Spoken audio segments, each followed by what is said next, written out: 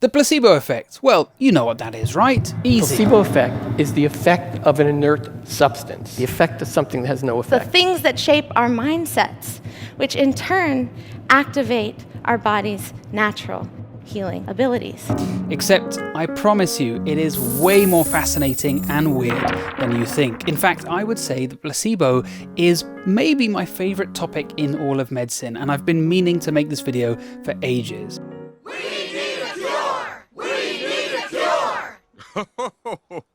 Why, the only cure is bed rest. Anything I give you would only be a placebo. Where do we get these placebos? Maybe there's some in this truck.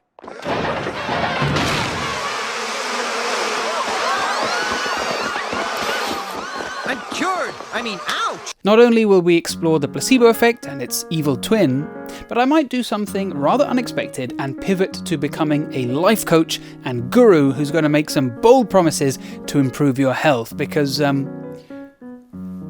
going to share with you that one weird trick that doctors hate me for. That's not why doctors hate you. I'm pretty sure it is. Nah, it's because they know you and you're a dickhead. Really? Using a format that I have in no way ripped from Wired's YouTube channel, I'm going to turn it up to 11 and explain the placebo effect in 11 levels of complexity. Kind of. This video is sponsored? At the most basic level, the placebo effect is the brain adjusting how you feel.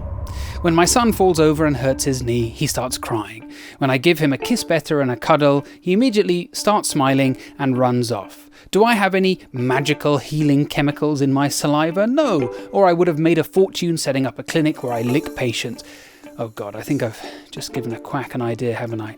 Did the kiss better actually change my son's injury in any way? Of course not, but his perception of the pain was reduced and he carried on playing. This is the placebo effect. A person is given something which doesn't have any actual active healing ingredients. That's a placebo, but they feel better. That's the placebo effect, which is really the power of the mind.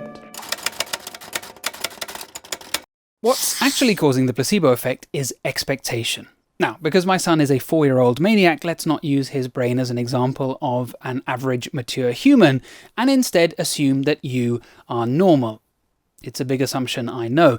A kissy on your boo-boo might not give you much of a placebo effect because you are a sensible grown-up that doesn't believe in silly things like that. No, you spend £5 buying the branded Neuro Oxy Turbo Pain XXL Extreme, the Doomslayer, disrespecter of discomfort, painkillers, instead of the chemically identical generic ibuprofen or paracetamol, because you swear it works better than the cheap stuff. Neil deGrasse Tyson suddenly bursts into the pharmacy to laugh at you and says, "They're the same, you fool," before walking into a local cinema to tell everybody watching Avatar 2 that the Na'vi's blue pigmentation would suggest overwhelming levels of cyanin, and he'd relentlessly postulate that people who just want to watch the damn movie, telling them that Pandora and pomegranates might have chiral coloration. But is Mr. I'm Rational Science Man actually right? Well, repeated studies show that people do derive more of a benefit if they are told a painkiller is more expensive than an identical one that they are told is cheaper. If it comes in a fancy box, it has a bigger effect. You've probably heard little curiosities about the placebo effect, like a large white placebo pill being more effective than a small white placebo pill. 2 white pills are better than 1 white pill. A red placebo painkiller is more effective than a blue, but a blue placebo sleeping tablet is more effective than a red, except in Italian men, according to one study that I read, where it was the other way around. Possibly, they claimed that most of us are excited by the sight of red, so that doesn't work as a sleeping tablet, but blue invigorates Italian men as it's the colour of the national football team. Yeah, I'm not entirely sure about that one either. A placebo injection of something like water is more effective a painkiller than a placebo pill, and a fake surgery is more effective than an injection of water. If you've never heard of fake surgery or placebo surgery, stay tuned. All of this is because of expectation. For example, if a patient is administered a real painkiller by a nurse in uniform coming to give them an injection, they get double the effect compared to when the exact same medication is infused via a pump without their knowledge. The more ritualized and apparently extreme a placebo is, and the signposting that you give, at least to the recipient, the more effective it can be. And this includes the consultation itself, but we'll come back to that later. This is an example of classical conditioning. We are conditioned to associate certain things with an improvement in our health, just like Pavlov's dog was conditioned to salivate upon hearing a bell. Although one could argue that the real Pavlovian conditioning is that every time I say Pavlov, you think of a dog. We anticipate that these things will cause pain relief, or improve our mood, or allow us to sleep better, or help us focus. So our brain can actually cause those effects, even though the thing itself is inactive. The placebo effect is about expectation. Before we learn about level 3, I just wanted to take this opportunity to tell you that this video is brought to you by a website where I learn new skills. It's called YouTube. I don't know if you've heard of it. I mean, there are loads of free tutorials and things there. I mean, actually, there's all kinds of videos. If you've heard the placebo effect being talked about in the media or online, chances are you've heard it referred to in a negative way, which I believe is a shame. I think there are two reasons for this. The first comes from medical trials, where we're trying to establish if a treatment works. Let's say Smarty McScientist comes to me with a new compound that her lab has created called Flatulex, which she claims reduces uncomfortable and embarrassing gas. But governmental drug regulators aren't just going to take her company's word that her new treatment works, or every health influencer with a tub of white powder that they claim enhances your brain would get official clearance and be on sale in regular shops, instead of boring you with a 5-minute ad full of ridiculous promises before their scientific podcast where you should definitely trust whatever they say. No, you need to prove what you're hawking works. And this is done using a placebo. Randomized control trials are the cornerstone of medicine, and they show us what works and what doesn't. So Smarty McScientist needs to recruit, let's say, 100 people. She randomly allocates each person to receive either Flatulex or a placebo, which should look and apparently be identical, but doesn't have any active ingredients. People often refer to placebos as sugar pills, but actually placebos can be very varied and come in different forms. As a quick aside, I know from a trial that I was involved with that placebos can be extremely expensive, which is kind of ironic if you're testing a new use of an old medication. The actual drug might cost pennies, but the placebo can be, tens of pounds a pop. Anyway, Group A in Smarty McScientist's trial gets Flatulex, and Group B gets the placebo. Neither the patients nor the doctors know who got what, which is the double-blind part. Group A report that their wind got 50% better. Well, that's a score for Smarty McScientist. She can ride that gas gravy train all the way to the windy bank. But hold on, Group B reported that their wind got 40% better. Well, the majority of Flatulex's observed effect was not actually a true effect.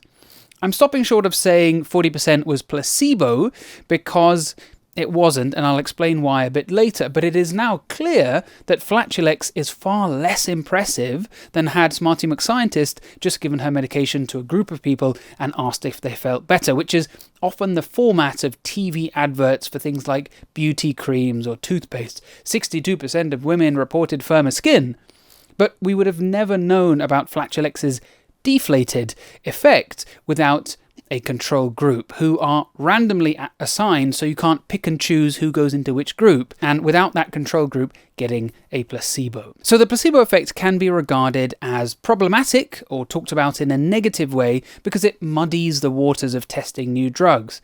But as you can see, placebos are essential in research. The second reason I think the placebo gets a bad rep is from people who are understandably concerned that patients are being conned by ineffective therapies. They see an alternative medicine practitioner peddling something ultimately inactive, let's choose Reiki, and they dismiss the experiences of someone who felt that it helped them by saying, no, it didn't, it was just a placebo, which I think kind of misses the point. Yes, people should not be misled that something has demonstrable objective benefit. They should not mistake a transient symptomatic benefit for a change in the state of a serious underlying disease. And they should not neglect important therapy, something like chemotherapy, to instead treat their cancer with Reiki, but their subjective sense of improvement in their well-being is still real to them. They have derived a placebo effect.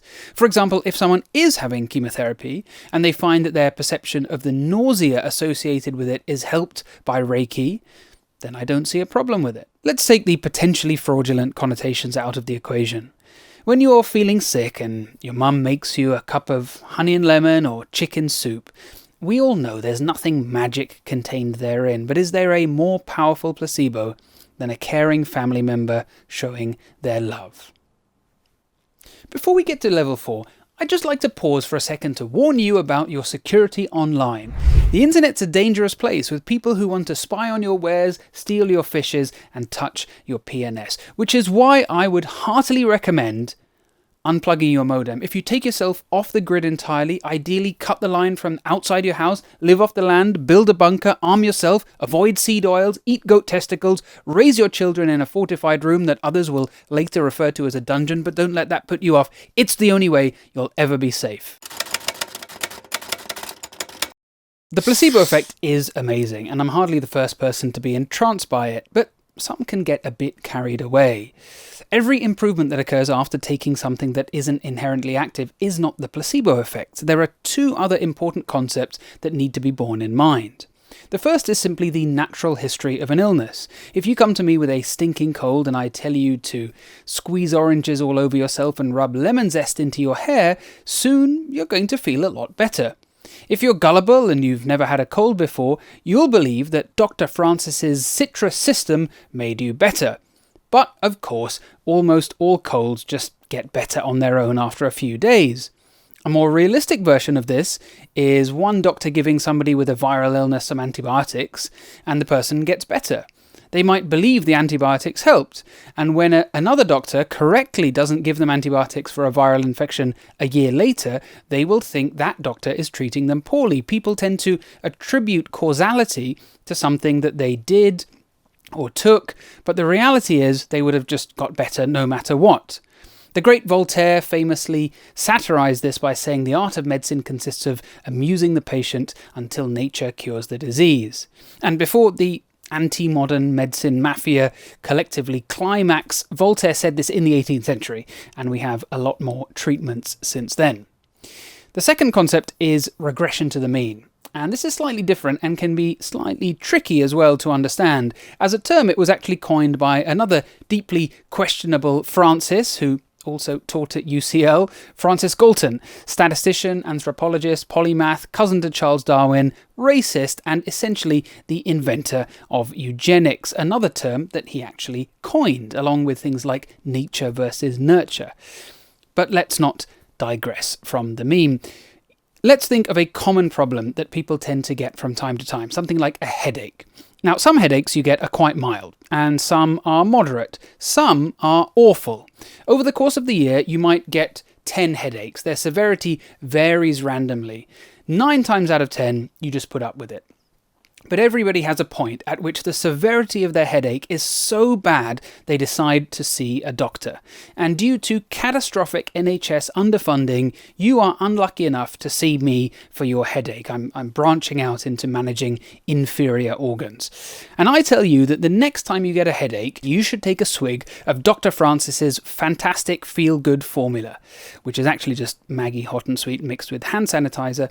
Now, statistically, the next time you get a headache, after the worst one you've had so far, it's highly likely to have a lower severity, i.e. after an outlier, the next result is going to be closer to the average simply due to probability. We see this for any normally distributed set of data. And because people only seek medical attention when something is really bad, the next time it's inevitably less severe. Now, was that caused by Dr. Francis's feel-good formula? No, the only thing that might be useful for is if you have a burning desire to be the star of a chubby emu video. And in addition to those two, there's also things like random variability in how you're sampling data. So if we revisit Smarty McScientist's new suppository, Flatulex, that 40% improvement in the placebo group would be a combination of the placebo effect, as well as regression to the mean and the natural history, plus maybe some sampling error. So not everything can be attributed to the placebo effect. Something I hear again and again when talking about the placebo effect from well-meaning commenters is, if it's so powerful, why don't doctors just prescribe placebos? Especially for people who don't have a clear underlying pathology that can be treated with medication. And there are quite a lot of conditions that we don't fully understand and hence don't have many effective treatments for. Things like chronic pain, POTS, which is postural orthostatic tachycardia syndrome, chronic fatigue syndrome, irritable bowel syndrome, and long COVID would be a recent addition. There are also many somatoform manifestations of psychiatric disease, i.e. physical symptoms caused by mental health conditions such as depression, which of course have a different root cause to organic physical pain. It's very frustrating as a doctor, and of course orders of magnitude more frustrating to the patient, that I have nothing in my drug cabinet for these kinds of disorders. So these are the perfect kinds of conditions to prescribe a placebo for, you might imagine.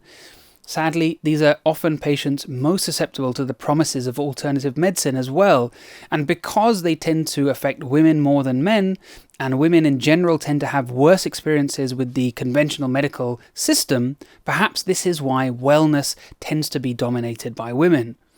But I cannot knowingly prescribe something to my patients that doesn't work. However, in recent years, there have been some fascinating developments in placebo research. An honest placebo trial is one where participants are told they're getting a placebo, and yet they still derive benefit. There's now a considerable collection of them, and irritable bowel syndrome has proven to be a rich ground for the power of honest placebos. One recent randomized controlled trial showed 69% of patients derived a clinically meaningful improvement in their symptoms with an open label or honest placebo. And sure enough, in 2021, Zebo, an honest placebo that you can buy with your own money, launched. The two reasons that this is so interesting are, firstly, for years we believed that the placebo effect was dependent on a deception, that you only get that benefit if you think you're taking something active.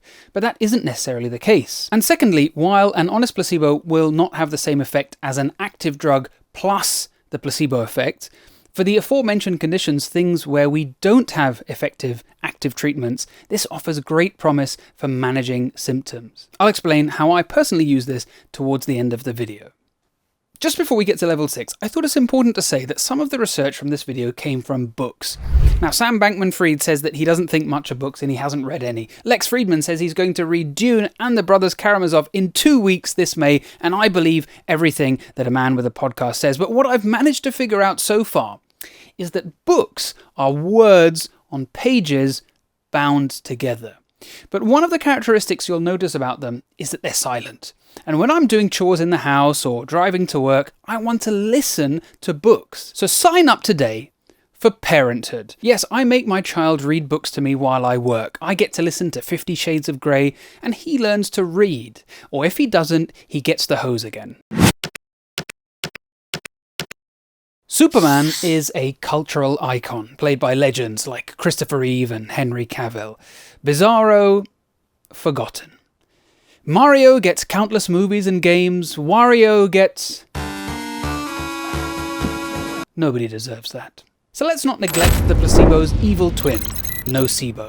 Placebo is Latin for I will please, and nocebo is I will harm. The same etymology as noxious or nociception or necrotic. In the past, when I've talked about the nocebo, I tend to tell the famous story of a 26-year-old man who, after arguing with his ex-girlfriend, attempted to end his life by swallowing 29 capsules of an experimental drug. He was part of a clinical trial that was testing a new antidepressant. When an ambulance brought him into hospital after his overdose, he was sluggish, shaking, sweating, and breathing very rapidly. His blood pressure was extremely low at 80/40, and his pulse was high at 110 beats per minute. Over the course of 4 hours, doctors infused 6 litres of saline. His blood pressure increased to 100/62, still pretty low, but his pulse remained high at 106. But of course, they were working in the dark. They didn't know what drug he had ingested, as the bottle just had some sort of code name on it, like compound F62B or something. But finally, they found a doctor who was one of the investigators in the trial in which the man was enrolled, and he revealed that the patient had been randomized to the control arm. He had actually overdosed on placebo tablets. And when he was told this, within a few minutes, his observations normalized, and he was discharged. However, nowadays, there is a much higher profile example that I can give instead. Local police officer exposed to the dangerous drug fentanyl collapses. He is knocked unconscious, and it's all caught on camera. You've probably seen these scary videos of police in America collapsing, hyperventilating, even having seizures when touching a surface with traces of fentanyl, just entering a room that apparently contains fentanyl, or in some cases where fentanyl had previously been. Apart from the homeopaths in the audience, I suspect most people would be a little confused just how the memory of fentanyl being present without any actually being there could cause such dramatic symptoms. But let's assume that you're a new cop who has been told about this chemical that is like a turbocharged anthrax. Fentanyl is so lethal that just one molecule in the air can cause immediate loss of consciousness and possibly death. Or so you're told.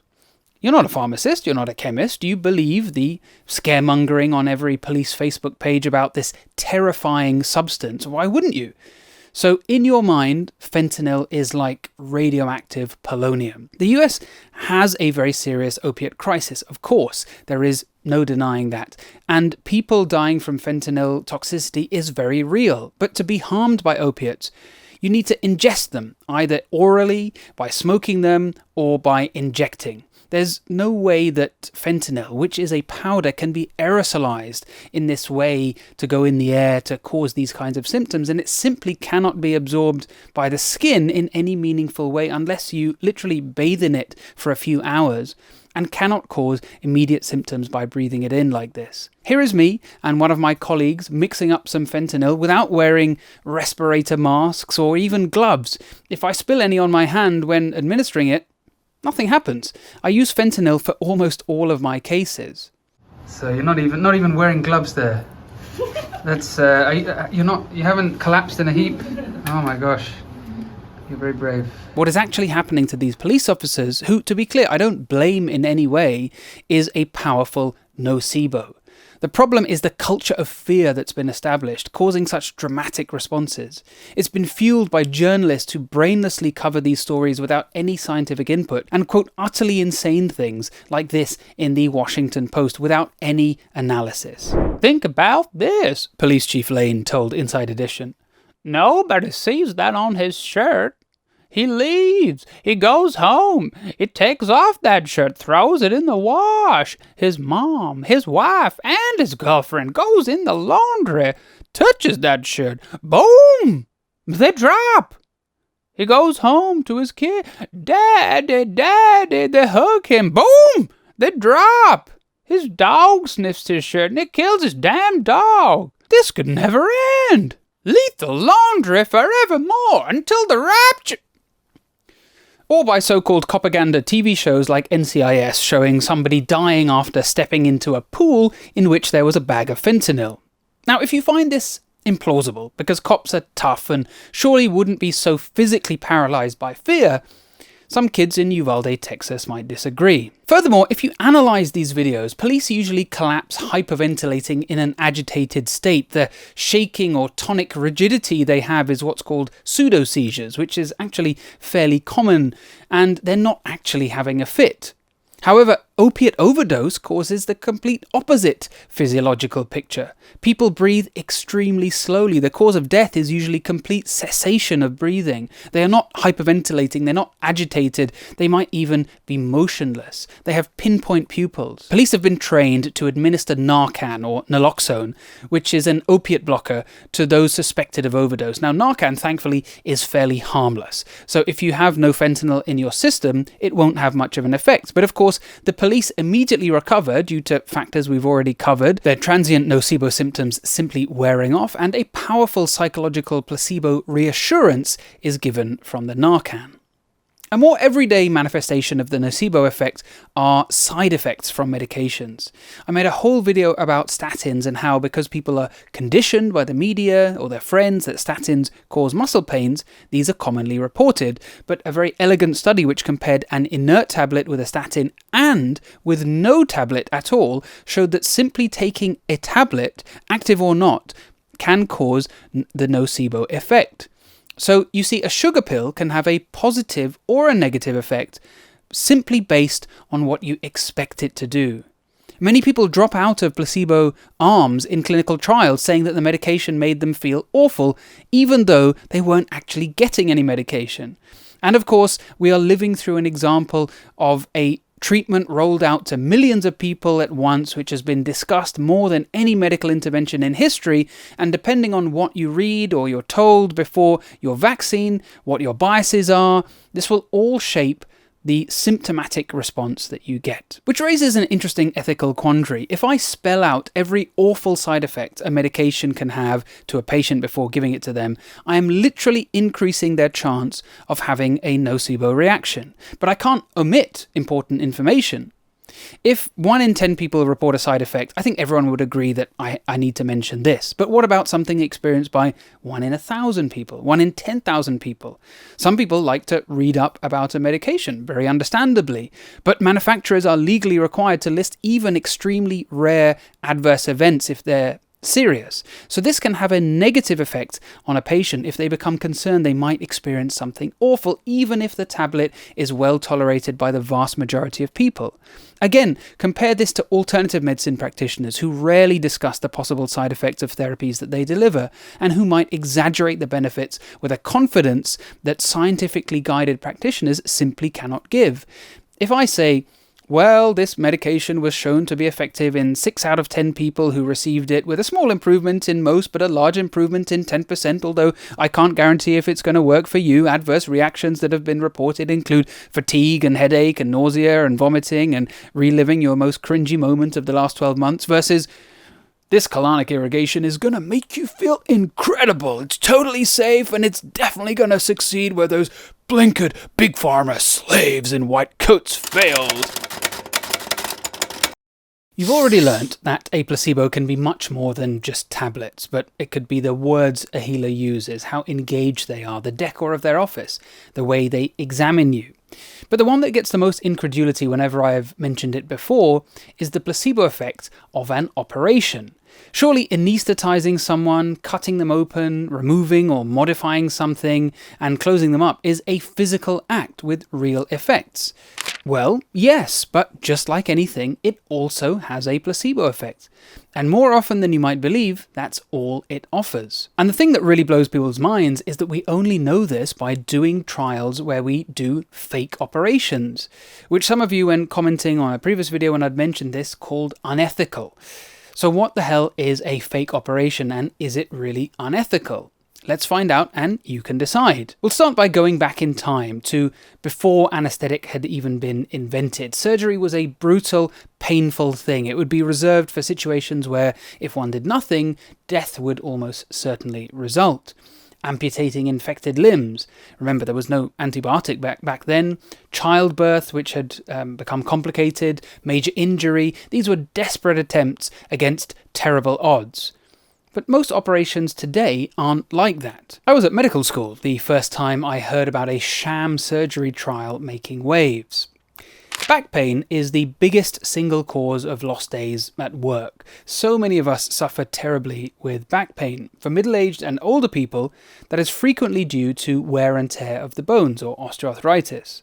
For years, doctors performed a procedure called vertebroplasty, which successfully relieved the pain. It involved injecting a special cement into the spinal bone itself to prevent it having the small stress fractures that come with osteoarthritis. But surgeons were curious, because even when the procedure went badly, patients still seemed to feel better. So a sham trial was organised that tested vertebroplasty with a fake version.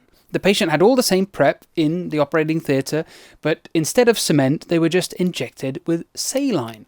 And to everyone's surprise, it showed no statistical difference between the sham and the real surgery groups. The same thing was perhaps even more famously demonstrated with one of the most common operations in the world, a knee arthroscopy. For many years, this was the treatment of choice for a meniscal tear. And yet a fake operation caused just as much pain relief as the real surgery. Interestingly, an interview that I found with some of the trial participants who were in the sham surgery arm, who didn't get the real procedure, but remember still derived a symptomatic benefit, actually felt quite empowered. When they were told that they hadn't had the meniscectomy, which is the shaving of the meniscus that's normally done, and yet they still got better, they took comfort knowing that they had healed themselves. In a recent video on how mechanisms in medicine can seduce us into believing things work, I talked about a similar situation which is very close to my heart. Well, it's close to everyone's heart really, because it involves cardiac stenting, the little metal tubes that I put inside the arteries supplying the heart. They are used to relieve narrowing and keep the artery open. Now, when this is done in an emergency, it is an incredibly effective, life-saving tool with a huge treatment effect, and I spend most of my time doing heart attacks and that kind of work. But in the wider medical profession, for several decades, we had been doing non-emergency planned procedures to unblock coronary arteries, i.e. somebody gets a bit of exertional chest pain, perhaps when they climb the stairs, they go to a cardiologist who does an angiogram and finds a significant narrowing in at least one coronary artery. And for decades, that would have been treated with a stent. But after all this time, it was finally tested against a sham procedure, just a few years ago, actually, by a bunch of friends and colleagues of mine. And in fact, my hospital recruited many of the patients, and I've done quite a few cases in the follow-up trial, so I can tell you exactly what a sham coronary stenting procedure looks like. So the patient is sedated, they have noise-cancelling headphones playing tunes of their choice. They are then randomised at the last minute to treatment or sham. If treatment, we just do the procedure as planned. But if sham, we literally pretend. I will take pictures of their arteries, but I won't actually do any treatment. I'll pretend to take some balloons and stents out. The nurse will pretend to inflate and make some noises, and we'll go through all the motions and take as much time as we would normally to give as much effect as possible that a normal procedure would offer. Except, of course, without changing anything in the patient's coronary arteries. That narrowing is still there. Now just take a second to acknowledge how valuable patients like this are, who have proven severe narrowing in the arteries supplying their heart and are willing to enroll in a study where they may not even get the normal treatment of a stent. But what they did get, however, was a tremendously diligent team of investigators following them up closely, checking up on them and adjusting their medications to get the best doses, which is perhaps not reflective of normal day-to-day practice. And what they showed was that optimal medical therapy and conscientious care was just as good at preventing chest pain as a stent, which was very controversial, especially in countries like the US, where you can earn per procedure. Now, in the UK, I make the same irrespective of how many stents I put in or don't, but actually, I think combined with some other key trials, it has been quite liberating in how I manage patients, as I know that I can safely now offer different options and make a joint decision with the patient. Another beautiful example from cardiology is the treatment of people with recurrent fainting. Now, vasovagal syncope is the fancy term for fainting, and that's when your heart rate and blood pressure transiently drop due to oversensitivity of the vagus nerve, and you can black out for a few seconds and then everything comes back to normal. And it can affect people, but it's particularly common in young women, and it can be tremendously inconvenient for day-to-day life. And I've got dozens of patients in my clinic with this issue. Because the heart slows, for years people thought putting pacemakers into these patients would be helpful. And, that's not ideal, particularly for young women to have a scar on your chest with a device underneath, but it seemed to work. Except when doctors recruited 100 patients with recurrent fainting, gave them all pacemakers, but only switched half of them on. And you guessed it, there was no difference between the groups. Some other notable examples include going back a century to when radical mastectomy took off. Surgeons, who let's bear in mind were almost all male back then, felt that the more aggressive one could be removing breast cancer, the better. The more tissue you took, the breast, the pectoralis muscle, the lymph nodes, it would all reduce the likelihood of cancer coming back. I mean, that's just common sense. And it took about 70 years until the late great Bernard Fisher showed that radical mastectomy didn't perform any better than far less aggressive approaches, which preserved much more tissue. We often have a bigger blind spot for surgery than tablets because surgery seems so logical and obvious. Something wrong, cut it out or fix it. But sham trials show us that our confidence can be misplaced. A review of 53 studies of sham operations for all kinds of different things found that 3/4 of people felt better after sham surgery. But, and this is the kicker, in half of these studies, the sham surgery was as effective as the real operation it was being compared to. Can you imagine that we are doing all kinds of things to patients? Now, with the best will in the world, please note, I am not alleging people are knowingly doing ineffective things. Indeed, the reason some of these things take years to stop is because doctors fundamentally believe that they are helping people. So we are doing things to patients that don't work possibly half the time. Now, please, if you've had any of these operations or any operation, don't go thinking it was a mistake. That's the last thing I want people to take away from this video. There are caveats to every study, what kind of patients they recruited, who they included, who they excluded, the severity of the disease, and all kinds of additional factors which mean that every case is different. Some of the comments under my last video compared masks to seatbelts or parachutes, saying you don't need a randomized trial for a parachute, and I agree. But it's very easy to convince yourself that the operation you're doing or the intervention you're giving is a parachute. In reality, there have been very few medical parachutes in the last 50 years. There's a lot of psychology in this video, isn't there? Now, if you're anything like me, ingesting too much social science gives you a torrential nosebleed and really gets you feeling grumpy-wumpy. Now, at this point in the video, I think I might change the music, maximize the parasocial interaction, and exaggerate my actually quite transient and mild low mood to imply that it's more serious. But then suggest that I felt so much better using an online therapy service which doesn't even always provide licensed therapists and has opaque data protection. Don't see somebody in person and waste your time getting assessed. If you think you have a major anxiety disorder or ADHD, then you most certainly do. Monetizing mental illness has a bad reputation, but actually influencers and companies can come together to exploit society's desire to be more open about mental illness by convincing you to spend your money for better mental health. I promise you will feel better after you sign. You will feel better after you sign up.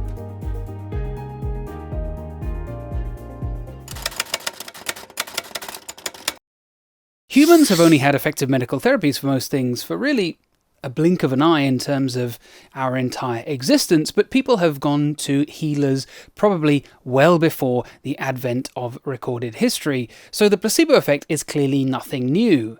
You know, I love my history, and indeed, when you look into this, belief in the healing properties of special stones or places or people goes back millennia. Stonehenge may well be one of the earliest examples. But if you think about it, why did we evolve this response?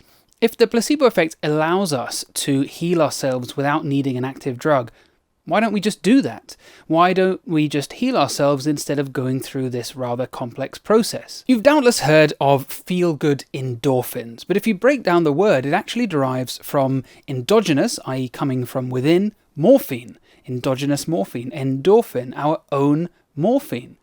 And what perhaps I think a lot of people don't realize is that many common synthetic drugs, such as morphine or nicotine or dopamine medications for Parkinson's, actually mimic chemicals that we already produce. They hijack the pathway in order to have their effects.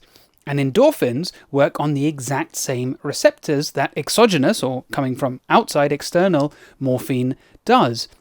So it is genuine pain relief that you get from the placebo effect, but why do we need some external agent, whether that's a healer, a magic drink, a sacred place, to access this ability that we all possess? That does seem kind of stupid, and the jury is out as to whether this is actually a maladaptive evolutionary response. The theory goes that being a David Goggins, "'tis but a scratch, pain is for the weak" Chad, and ignoring fever or pain or nausea is actually foolish, because these are normally symptoms of an underlying problem or an illness like infection, which a placebo has little effect on. The fever is defending against bacteria. The nausea is maybe preventing us from ingesting further toxic plant. And the pain is preventing us from injuring ourselves further by limiting what we do. So if we just monster our way past these unpleasant symptoms, we're not giving ourselves time to heal. If the Liver King episode has taught us anything, or at least what I hope people have taken away from it, is that we can come to the wrong conclusions by imagining some mythical, distant ancestor in gatherer-hunter times and extrapolating to the present. So Professor Nicholas Harvey, who is a psychologist and academic, has an example of a more modern explanation of how evolution might have created this system, which actually brings us right back to the start of the video and my 4-year-old son, or let's say any child. The child falls in the playground and hurts himself. He cries and sits on the floor, and the pain stops him from opening up the wound by immobilizing him, and his cries bring help. When mum turns up and gives him a kiss and a cuddle, he no longer needs to feel that pain because his mother, the caregiver, is now going to look after him and ensure that he's safe and not injuring himself any further. The pain has less benefit now. And this explains why we're able to modulate pain. But of course, the mother is not a placebo. She is having an active role in caring for him and protecting him. So the difficulty comes from understanding why something inactive can have the same effect. Was it an evolutionary response to allow our ancestors to deal with ill health? Did it have some social role? There are some interesting data in the last few years, which I don't really know enough about, to be perfectly honest with you, to tell you whether it's convincing or not. I think there are a couple of key confounders that make me a little skeptical, but let's assume that the conclusion of the authors in some of these papers is true. They claim that the placebo effect seems to be getting stronger, more powerful in recent years. So it's possible that it's changing as civilization and our health needs change. In terms of the actual biology, I'll put a link to a nice short lecture below which describes the modulatory pathways involved. And one standout bit that I liked was how we discovered how the placebo pain relief acts, and it's mediated by the endorphins and the opiate pathway, is that when a placebo was given with naloxone in a trial, which is that blocker of opiates, the placebo effect was almost completely nullified. Let's talk about sport. Now, don't worry if the closest you come is your Friday night D&D sesh, because this could equally apply to all sorts of different pursuits. Esports, acting, playing the piano, painting, probably things like coding as well. Anything where, at a high level, you require more than just physical skill or dexterity, but the ability to get in the zone. The importance of sports psychologists and the money they command has rocketed in recent years as people pay more attention to this. Athletes are often thought of as bizarrely superstitious, with many having elaborate rituals, but I would wager they're not actually any more superstitious than the rest of us in the literal sense, i.e. they don't believe in the paranormal more than a typical person. Instead, these are all rituals that they use to create the optimum psychology and sense of physical well-being and mental well-being, which you could call a placebo. Okay, that's not a particularly novel thought. I'm sure you already knew that. So let's take a look into a world that is absolutely bonkers, which is why I'm morbidly fascinated with it, which is elite sports coaching. As we've already heard, medications often have their effect by using the same pathways as chemicals that we make ourselves, such as the endorphins. Now, let's say a coach wants their athlete to push through a pain barrier, perhaps in a sport like weightlifting or gymnastics, and they administer some morphine. They give it to them in their arm as an injection, and they perform fantastically. A week later, they do it again. More morphine, another good performance. And then again on week 3, but on week 4, it's competition time. And they give them a saline injection instead, but they don't tell the athlete that it's not morphine. They do everything else the same. And they still perform better than normal because they have released their own endorphins due to the expectation effect. They believe that they have received morphine, even if none would actually be detected in their system with a drug test because they only look for exogenous or synthetic morphine. So, is that doping? It's an interesting ethical question. So how can healthcare professionals use the placebo effect without deceiving patients? Well, I'll tell you what I do. But first, I need to tell you about Michael Balint, who was a Hungarian psychoanalyst who came up with many ideas about the doctor-patient relationship that we still use today. After fighting in the First World War, he came to the UK to practice, and he was the son of a family doctor, or a GP, and spent much of his career studying GPs and proposed the idea of the doctor as a drug. He said that a large part of the therapeutic effect derived from visiting the doctor is nothing to do with any medication they might give, but the whole ritual, the interaction. And he was a great proponent of the doctor-patient relationship being a long-term mutual investment. The more both parties contribute, the more beneficial it'll be to both of them. Just think about the old-fashioned GP that's looked after every member of a family for decades, like my late uncle, who was at one point voted Britain's favourite GP.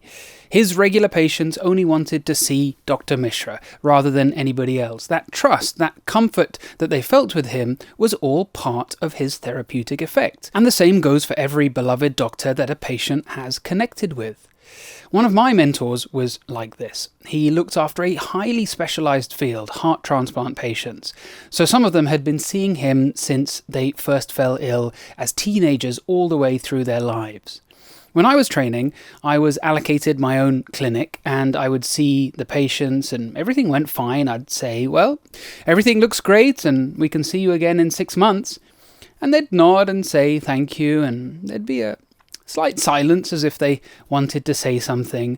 And just then my mentor would walk into the room, the patient's face would light up, they'd jump out of their seat and say, "Dr. Parameshwar," and he'd reply, "Mrs. Smith, how are you? How's your daughter? Has she finished university? How's your dog's cataracts?" And they'd shoot the breeze for 30 seconds. But I knew that brief interaction is all that patient needed to feel fantastic. But medicine has changed in recent years. The people haven't, but the system and the pressures have. Electronic health records mean that doctors have to spend much of their consultation time clicking boxes on a computer screen, losing that human interaction of just talking to a patient face to face. Overwhelmed practices mean patients rarely see the same doctor unless they want to wait weeks.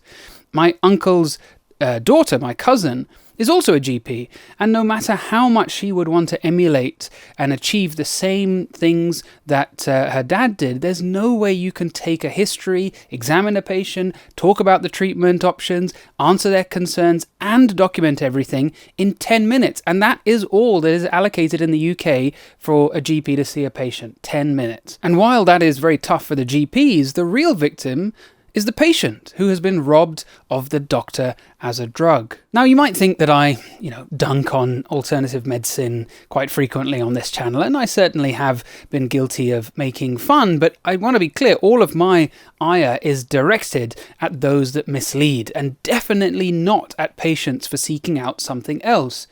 With modern medicine in the state it's in, who could blame anyone for looking for an alternative, especially for conditions that we manage poorly or have few effective treatments for? I don't know that I'll ever reach the mastery of my uncle or my mentor, but I do think about the placebo effects every day at work. Now, obviously, one of the fundamental tenets of being a doctor is that you must never lie to a patient. So knowingly giving them an inactive substance and telling them that it will do something is a no-no. But as we talked about before, everything we give has an effect from the drug or the treatment itself, but a superimposed placebo effect as well. And there's plenty that I can do to maximize that. When I see patients, I adhere to certain rituals. I try to be professional. I try to listen carefully. I often examine them, listen to their heart, feel their pulse, even when I may already have their heart scan results and their heart rate in front of me, because it's all part of the ritual. When I prescribe a medication, I tell them why. I explain that a large study has shown XYZ. People like you will feel better. When I don't think they need a medication, I also explain why. I give them reassurance. When I put a stent in, I always show them the before and after pictures on the screen. I say, whoa, look at how critically narrowed it was, and now look at it like a 8-lane superhighway. Mwah. Well, I don't always do the chef's kiss. I might say things like, well, we used some very expensive kit. This is the most expensive stent we have when we've used it. Or, I think you'll be back walking the dogs in no time.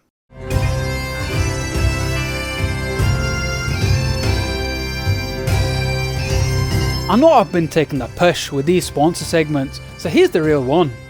Are you sick of your clatty arse being dinghied by posh ball bags just because you was born on the wrong side of the Clyde? Do you wish you were a big man? Do you wish maybe you were a lord? Well, here at Pre-Existing Titles, we can make that happen. For just $500, you can own one of the urinals in Glasgow's prestigious Wetherspoons district and officially call yourself Lord Jimmy Riddle of the Spoons. And sorry, there is a much easier way to become a lord in the British Isles. Just give £500,000 to the Tory party and you can buy your way into real power. There are some things that make me a little uncomfortable about the placebo effect.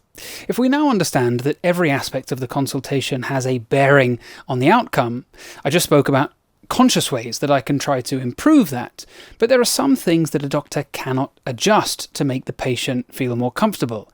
Their age, their sex, their race. And humans, unfortunately, come with all our own prejudices. Now, I'm not suggesting everybody's a racist or a sexist or anything like that, but you might be conditioned by society to consider, for example, an older man in a white coat, your stereotypical idea of a good doctor. You might have had a childhood doctor who made an imprint on you in a positive way, and anyone who deviates from that gives you less confidence. In the US, doctors do still wear white coats, whereas in Europe, they've been mostly abandoned as an infection risk, as have ties in the UK. And for a period of time, surveys suggested that patients found a tie-less, white coatless doctor less professional than a formally dressed one. On the other hand, some years ago, a survey across the UK found that people's preferred family doctor was a South Asian female doctor in her 30s because she was felt to be more caring. However, if they wanted a surgeon, they wanted an older male. Ask any young female surgeon, and obviously I know lots of them, they will all tell you that they encounter this perception on a daily basis. It must be quite a demoralizing feeling that a patient has less confidence in you before you've even opened your mouth. Then one considers other factors, how fancy and shiny the hospital is, and this is why private clinics spend so much to look like high-end hotels, which is all well and good, but it has led to healthcare becoming dominated by money, and if you treat your patients like customers, this leads to perverse incentives, over-investigation, over-treatment. People might feel like they've received better care at the shiny private clinic than at the hectic, slightly overcrowded government hospital, even if the latter actually provided better medical care. Now, I'm not knocking this. I have worked at a high-end private clinic as well as my usual work, which is in the National Health Service, and even I preferred it to the NHS hospital because it is so nice. It's like, you know, wearing a designer shirt. It probably was made in exactly the same Burmese sweatshop as the £5 shirt from Primark, but it just feels better. And of course, when you consider alternative medicine, we know that the more you charge someone, the more powerful a placebo effect will be. Again, there is an incentive to make the therapies as elaborate and ritualistic and expensive as possible. Furthermore, it is vital you understand the placebo effect when you're considering an alternative medicine practice. Just because your neighbour Elizabeth felt fantastic after her juice cleanse, that is zero guarantee that you will. And you might retort, well, there is zero guarantee that a pharmaceutical agent will work on you. And I agree with that in principle, but clinical trials are there to tell us that if you look at a population, they do work. So your chances are better than with something that solely relies on a placebo effect. Now, I promised you I'd be making a hard left turn in this video, changing from some nerd, science, waffling, boring guy to a lifestyle guru and coach with big promises about how you can feel better today. So here it goes. My interest in this, I guess, is twofold. Obviously, there's my professional interest, but perhaps the main reason I'm intrigued by the placebo effect is that I suffer from chronic pain. I've got a deformity of my right shoulder. It's internally rotated and makes me completely asymmetric. My shoulder blades are quite wonky, and it's caused me to have upper back pain since my teens. And then I chose a profession where I wear a lead apron all day, which is a smart move. It's getting worse and worse, and sometimes I come home from work and I just have to lie down on the floor with a tennis ball positioned in a specific spot in my back for about half an hour, where I lapse in and out of consciousness from that overwhelming sensation of replacing a chronic pain with a slightly different acute pain that somehow seems to offer something like relief. As I mentioned before, back pain is something that modern medicine is not very good for. So I've seen doctors, I've had many MRI scans, I've had lots of physiotherapy, I've had injections. One physio, when I was already face down on the couch, asked if I wanted to try acupuncture, and I said, sure, why not? Let's try anything. And I think anyone with chronic pain will empathize there. It actually seemed to make my pain a lot worse, but, that's just an anecdote, so don't read too much into it. However, I realised that if an NHS physio had accepted that what they were doing isn't working for me, then perhaps I should look further afield as well. So since then, I have tried all sorts of things. I haven't gone as far as chiropractic or cupping, but I have been to an osteopath and every type of massage therapist you can think of. I like to try to manage things at home, so I've bought gizmos and devices, massage guns, a bed of nails, topical creams, TENS machines, massage machines, special mattresses, foam rollers, hot packs, cold packs, ice baths. You get the idea. And I know how my mind works. I try to approach any medical treatment, not just for my back, but for anything, with a positive starting point and an open mind, that this thing really has the potential to work.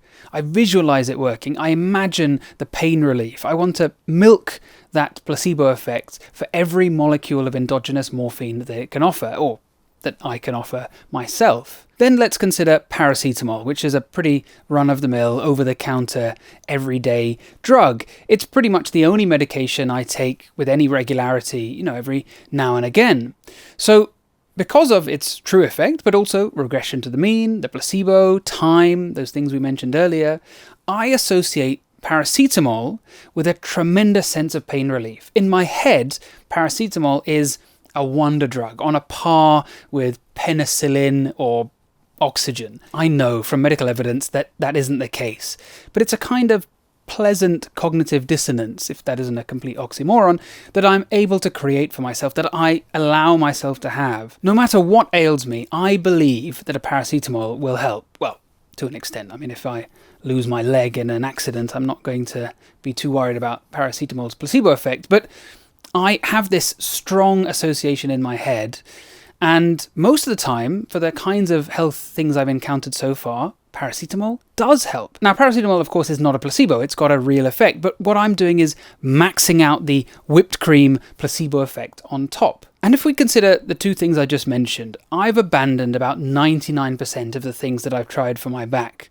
but I still find paracetamol as effective as ever for something like a headache. My point is that the placebo effect can work brilliantly in the short term, and maybe in the longer term for certain things, but it is unlikely very unlikely to overcome a major underlying problem. I've gone on record on many occasions saying that all the awful trials looking at extremely common things with tiny effect sizes, like the industry that churns out trials on coffee and chocolate and wine and berries and tea and so on, are pointless. And I've chosen the word pointless because, number one, they're normally absolutely trash study designs, but number two, they all seem to contradict each other. And yet now I realise how foolish I was. They're not pointless at all. Now I get it. Let's say you like your coffee. Just find the studies showing coffee cut cancer and made people more attractive and creative and better in bed and happier and gave them thick, glossy, shiny hair and made their body odour smell like rhododendrons and jojoba. And just completely ignore any trial that says coffee is neutral or bad, because if you're already drinking the coffee, you might as well maximize your placebo effect, right? Well, I'm joking, of course, but there is some truth to that. You can rationally make a decision about what you do or what you ingest, but once you've done that, you can allow a little emotion and irrationality to creep in to create a positive, powerful response. Confirmation bias about medical therapies or diets and things like that is so strong, which is normally explained by our desire to be proven right and our discomfort from being proven wrong. But I wonder if it's also because subconsciously we're being affected by our tendency to want to maximize the placebo effect for ourselves. When I read some of the testimonials for that honest placebo that I mentioned, I saw that people were using it for quite varied reasons, not just pain or insomnia, but for things that you wouldn't really see a doctor about normally. Better focus or productivity. And of course, that's the same phenomenon behind why some people swear by their ice baths or their perineal sunning or their earthing or daily intake of supplements, meditation, their morning coffee. It's less about what the physical effect a certain thing offers is, if any, but how it makes that person feel. What meaning are they infusing into the practice? What placebo effects are they attempting to create? Which is why I'll always point out when a therapy has no evidence in good quality trials that it works. But I don't waste my time shouting at Cheryl for her juice cleanse or Dave for his vitamin infusion. Sure, some people might be swayed by hearing the science, but I think a lot of people don't really care if something works or not in a study, just if they feel better. I want to be clear, I am not endorsing unproven therapies and unregulated alternative medicine. I am, above everything, a firm advocate of evidence-based medicine. But I also believe that we can use the placebo effect to a far greater extent than most of us realize. In many ways, this whole video is an advertisement for being an optimist. But optimism alone is not enough. You still need to do the basics for a healthy, happy life. Exercise, eat well, sleep well, you know that stuff. But what I do, and this is the unscientific bit that I might regret saying because it sounds quite silly, is say, for example, if I eat an apple, I tell myself that this is the best, most nutritious goddamn apple in the world, and then maybe have an existential crisis that an apple a day is slowly weakening me. But say every day I have a plain salad, and this does sound low-key insane, but I eat the salad, I feel immediately invigorated, like I've recharged my HP instantly. And I know this is nonsense, but I seem to be quite able to be a scientifically minded, scientifically trained person, and yet still hold a completely unscientific thought in my head within a safety net of not believing anything dangerous. So I've created these boundaries with my rational brain and then allow the irrational side out. For example, if you exercise, visualize those myriad positive changes taking place in your body. If you take a medication, tell yourself that it's going to work wonders. I can't promise that it will. And the placebo effect cannot cure cancer or heart disease or dementia or anything serious underlying.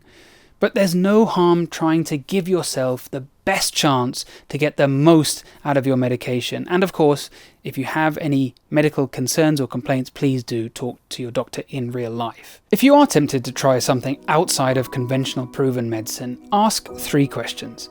Is it safe? Is it reasonably priced? are my expectations realistic? Is it safe? Well, hopefully this one should be self-explanatory. Obviously, people set their threshold in different places, but please don't blindly trust something that you put into your body simply because somebody on the internet told you to do it.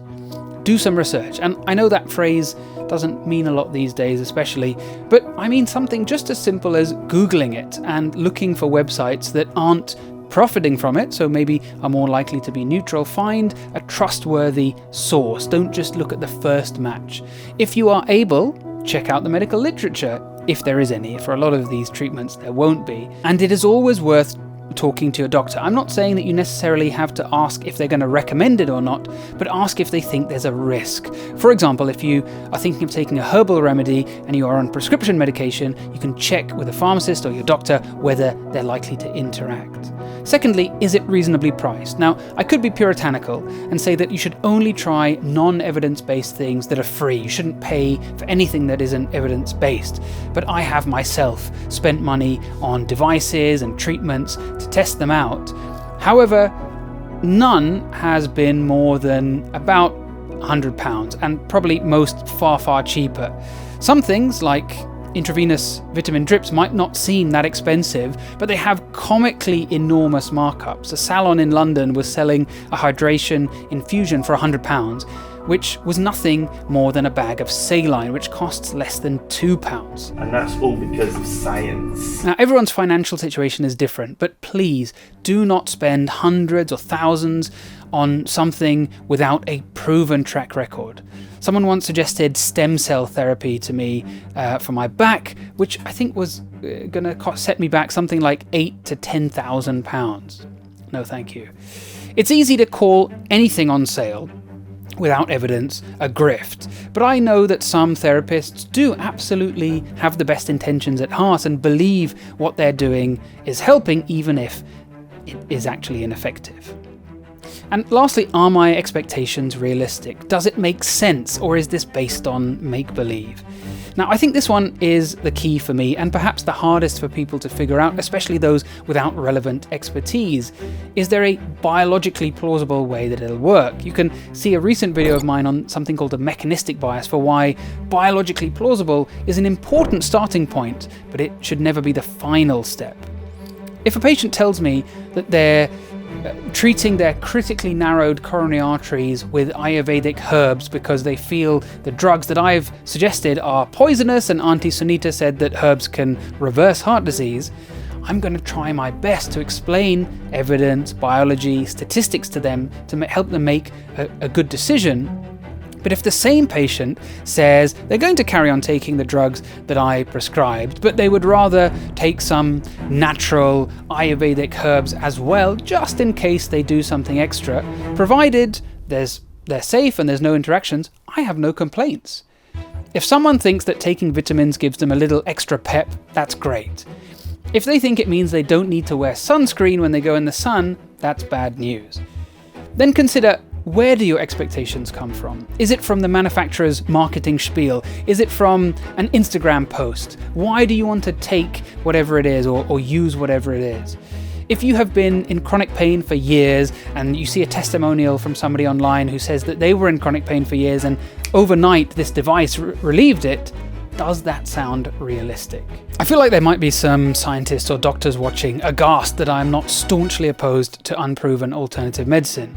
But I've seen countless patients with symptoms that cannot be well controlled by conventional medicine, including people that I have seen myself, who I wasn't able to help to the degree that I would like to, and having ruled out organic serious pathology, find some solace or improvement in their symptoms from what is clearly a placebo treatment. And me shouting till I'm blue in the face that whatever they're using is, for example, a patient I can remember was a woman with POTS who was depressed and struggling with anxiety, and me telling her that the reflexology that she went on to have is useless achieves nothing, because from her point of view, that reflexologist helped them where I couldn't.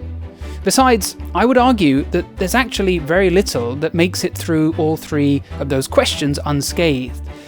What you're left with are things like gimmicky devices that probably won't work but aren't going to break the bank, and things that I would be quite happy for patients to do. Celery shots, beetroot juice, cold water immersion, forest bathing, sensory deprivation tanks, laughing yoga, music therapy, healing crystals, therapies involving laying on of hands. As long as you're not substituting them for important medical treatments, I think they are exactly the kinds of things that can provide powerful, meaningful, and honest placebos. I want people to stop feeling ashamed to say that something acts like a placebo. I want alternative medicine practitioners to stop pretending that there are data to support what they're doing. Stop feeling that they have to shoehorn what they do into a scientific paradigm, and instead be open about their therapies providing a valuable way for human beings to access something amazing inside ourselves. Something that conventional medicine often doesn't tap into. Our ability to modulate pain, to calm ourselves, to help ourselves heal. The placebo effect is an example of how powerful our minds and our bodies are. Use it wisely. Now, I've got some exciting news to finish. As you might have guessed, this video isn't actually sponsored, and I've probably guaranteed that several companies are never going to sponsor me, but I do want to promote something that I am part of, that I'm helping to build, that I've invested in, and it's going to be a major focus for me this year: Nebula. And Nebula is where you can see exclusive content from me and from hundreds of other creators. Every video I release will go up on Nebula first. Make sure you're also subscribed to my very occasional newsletter, guaranteed no inbox spam. I'm going to be making more videos specifically designed to have a home on Nebula. And there are already hundreds of originals and exclusives for you to check out.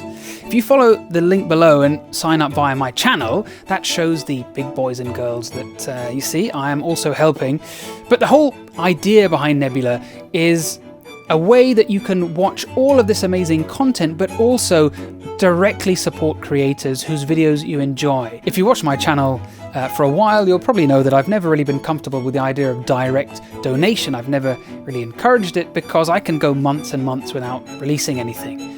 But now you can think of this as a way to not only support me, so any help is hugely appreciated, but you can also get access to all of these other superstars as well. So go sign up at the link below and you can watch my next video weeks before it comes out on YouTube. If you want to learn more about this amazing subject, I've put some links, including a very fun Twitter thread and a TED talk from Ted Kapchuk, who is one of the leading placebo effect researchers and whose work featured heavily in this video.